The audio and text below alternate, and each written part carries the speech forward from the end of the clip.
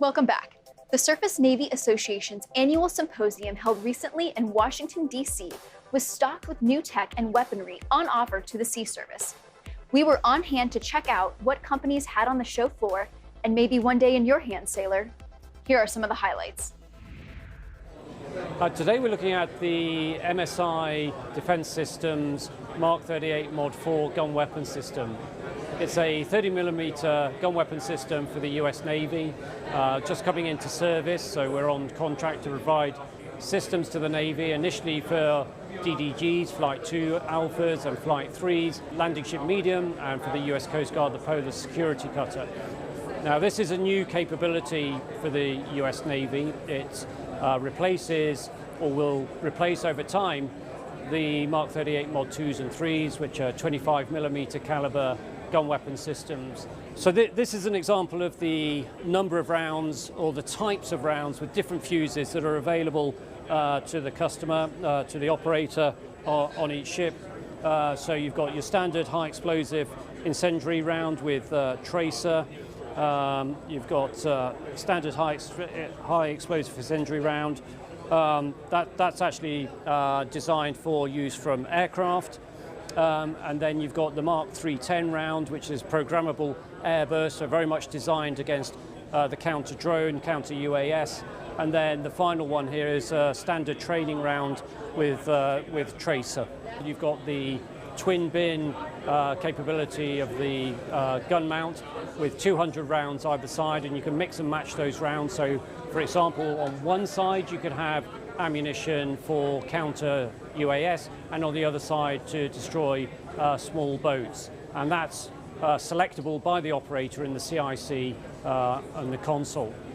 The system also has a 50 caliber machine gun, coaxially mounted, so it makes the very best use of the footprint on board a ship, and which is always at a high premium, and also the stabilization. It's a weapon system that is inherently flexible in terms of not just defeating a threat, but in terms of providing maritime security for constabulary operations. So whether that is protecting other vessels, whether it's counter-piracy, drug interdiction, it's a weapon system that provides sufficient capability and effect to enhance all those different types of operations that a ship is traditionally deployed to conduct all around the world. We're here at the Surface Navy Association's National Symposium near Washington, D.C., and if you're a sailor in the Surface Navy, you're going to have to look out for threats from missiles, boats, and aircraft. And one way to take out all three of them is with the CWIS, or the closed-in weapon system. But it can be difficult to get your hands on the necessary equipment to train, so we're going to go take a look at a simulator that makes that process easier. Let's have a look. On display today we have the virtual operator trainer as well as the virtual maintenance trainer. Behind us is the operator trainer, which is something that emulates what we utilize on the ship. This allows the CWIS technicians to be prepared as operators to be able to engage surface and air targets on the fleet.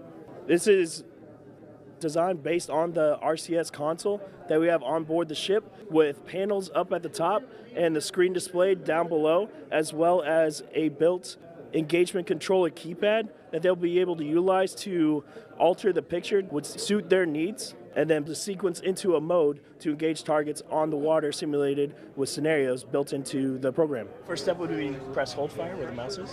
Yep. Okay. And then you're going to want to press the arm button up top. CWIS is designed to be the last line of defense, and this helps the operator become comfortable with being able to engage targets. So is this platform in and of itself integrated directly into the field, or is this more of a training simulator for what you guys are actually using? At the moment, it is a training simulator. It is currently installed at the Hampton Roads Schoolhouse. This gives the CWIS technicians an opportunity to practice before they get out to the fleet.